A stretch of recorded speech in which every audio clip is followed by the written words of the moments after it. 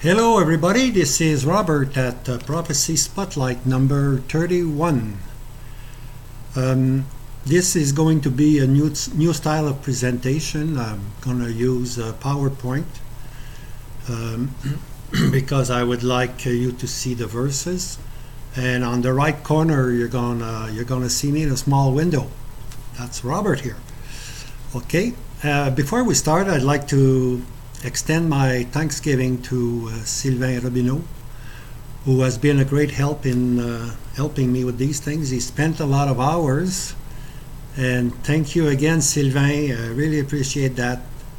And you know what? The angels in heaven are clapping. Thank you. All right. So our subject is going to be a series on Daniel's image, the book of Daniel, but especially Daniel's image. What I would like to do is give you some proof from Scripture that Daniel's image is really a story of the four great world empires that was to come. For Daniel, he lived through two of them, but the others were really future. And for us, as we look backward, it's all history. But for him, it was prophetic. Okay? So now the first thing we want to answer is right here. I'm going to get my thing here.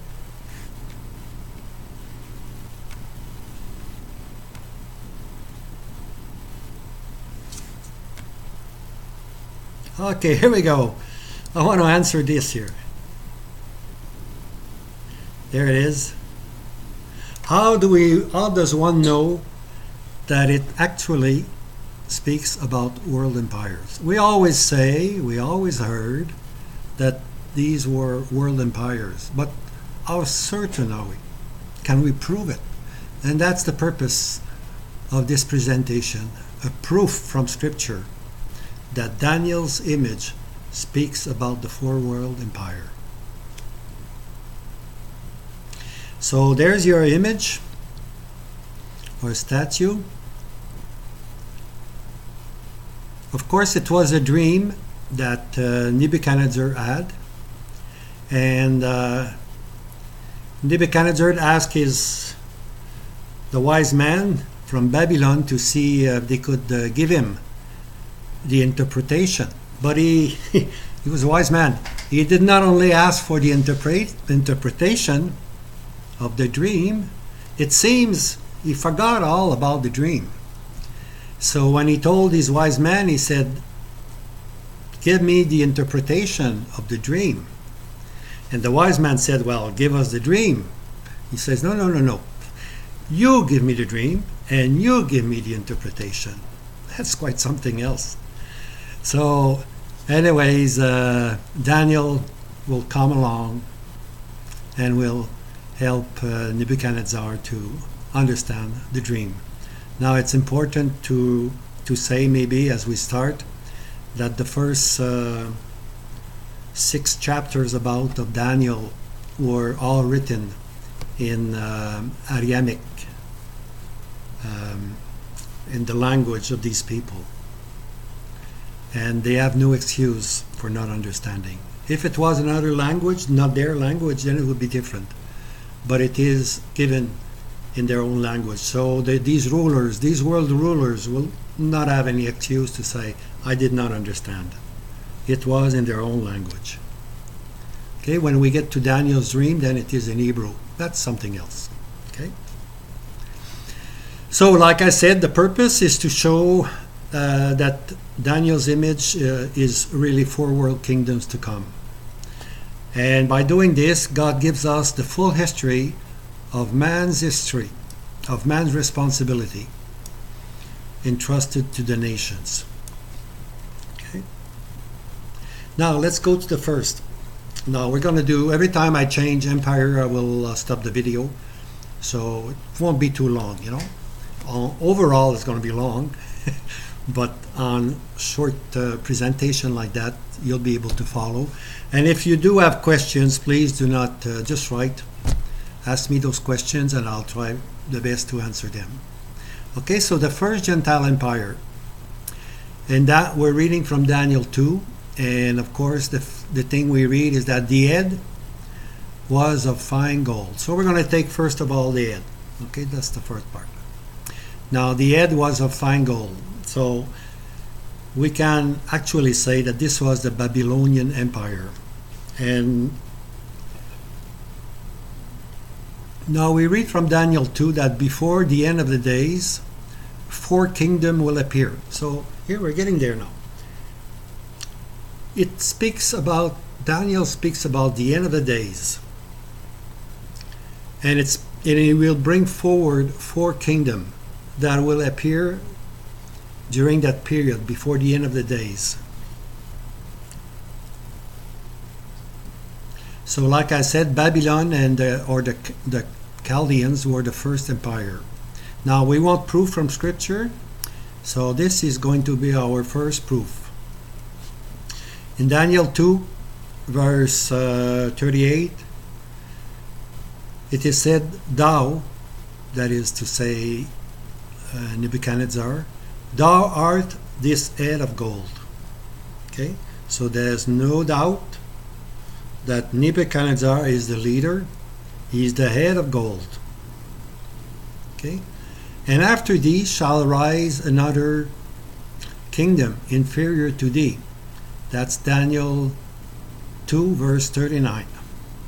So there will be, first of all, there is 4 kingdoms, and then the first one is head of gold, and after this head of gold shall rise another kingdom. So we'll get these 4 kingdoms as they come along.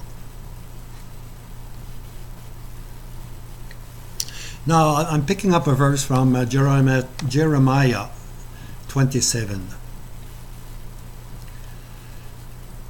"And now I have given all these lands unto the hand of Nebuchadnezzar, king of Babylon, my servant." Notice that. All the lands given to Nebuchadnezzar, my servant. "And the beasts of the field also have I given him to serve him. And all the nations shall serve him, and his son, and his son's son, until the time of his land also come, when many nations and great kings shall reduce him to servitude." So here we have the ending of the first empire. It's going to be reduced to servitude. Okay, so another empire is going to come over and just destroy the Babylonian Empire. But notice this, my servant. Nebuchadnezzar, king of Babylon, my servant. Now before Nebuchadnezzar came over, God had another servant. Israel, God would call Israel my servant. But now because of the condition, the bad condition of Israel, and they're going into prostitution and so forth, God cannot call Israel my servant. There came a time where God could not call them anymore my servant. God had given Israel the government of this world. The headquarters for the government of this world was in Jerusalem. From there, God controlled everything. It was a direct government of God. There were some enemies come in, God would just come in and just destroy them. God was acting, it was an actual thing. God was acting immediately. But when Israel was put aside, God chose another servant, and this other servant is Nebuchadnezzar, king of Babylon. And to him was given all the lands, and the beasts of the field also have I given him to serve him. The only thing he did not control was the fish of the seas. The seas were given to Adam, but not to Nebuchadnezzar. But he was powerful, and he was now the new servant of God. Okay. Now, how long would that last? Well, all the nations shall serve him. That is to say, he's going to be a world empire. There has been some kingdoms in the past, but they were never called by God as world empires. Egypt was a powerful kingdom, but it was not an empire. Assyria was a very powerful kingdom with many lands under its surveillance, but it was never called a world empire. When we are talking about world empires, we start with Nebuchadnezzar, and there is only in Scripture 1, 2, 3, 4 world empires. And Daniel 7, 4 beasts. Okay? I know there's people around that are telling us that there is 7 empires, but they fail to tell me the 7 beasts from Scripture. And they also fail to show me from Scripture that there is really 7 empires. There's only 4. Scripture speaks of only 4. Egypt is not an empire. Assyria was never an empire. Ethiopia was very powerful, but it was never an empire. So we have 8 right now if you wanted to, But that doesn't matter. 7, 8, 9, 10, whatever. That doesn't count because there's only 4. Okay? And let's stick to Scripture. Scripture tells us there's only 4, and we're going to have Bible verses for all of them. Okay? All of them. Now, the duration of this kingdom, we know from Scripture, it was 70 years. This is where Israel was taken into captivity. When I say Israel, I mean the 2 tribes, Judah and Benjamin, because the 10 tribes they were sent away. Under the Assyrian leadership, the 10 tribes were taken and brought into what we call the northern lands. And Scripture says that the 10 tribes are there until this day. They're still there. Afghanistan, Pakistan, they're all in the northern part there. They don't even know they are part of the 10 tribes. But God knows them. God knows every one of them. But these 10 tribes, remember, they are not guilty for the rejection of Messiah. They are guilty for idolatry. Okay, the 10 tribes were very idolatrous. But they never were there to say, crucify him, crucify him, crucify him. Only the 2 tribes are there. So the chastisement of God is going to be different for the 10 tribes as it will be for the 2 tribes who are the most responsible. So anyways, the 2 tribes were sent into Babylon for a period of 70 years. Now it is said here, all the nations shall serve him, and his son, and his son's son. Okay, so that's the duration. So his son's son would be the last one to rule. And Belshazzar, his son's son, would be the last holder of world empire as far as Babylon was concerned. So now we have a slide of the empire. The Babylonian Empire was touched a little bit Turkey, okay, on the east of Turkey, and it went to Iraq, and it went up to Iran, which is Persia. Iran, that's the new name, but Persia is the right name. And as you can see, Babylon here is right in the middle of the Euphrates River. Okay, here's the Euphrates River. So Babylon is in the midst of it. Okay, it had bridges to people could come in and out. Here we see again the Babylonian Empire, but on your here we see now something special, Median. Okay, and here you would get Iran, which is Persia. So all this area was once a province.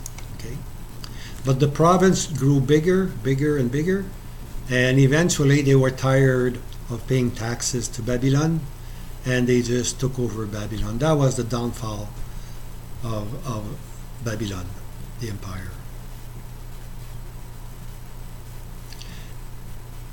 So what we're going to do now is that we're going to make another video, and this time we're going to talk about the second Gentile empire.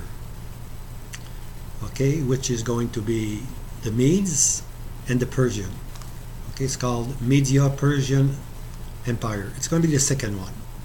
So if you want to, you can always go to Google Plus and join our community, Bible Prophecy and Ministry.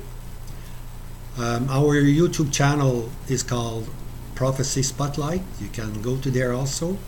Don't forget to subscribe, and if you do subscribe, please on the bell there, put it on, and you'll receive notices from our next video. And also please do share with lovers of prophecy. So this is Robert. This has been number 31. We saw the head, and then we'll go down slowly to the body until we hit the feet. The feet, eh? The feet are most important. All right, so have a good day. The Lord bless you. Thank you.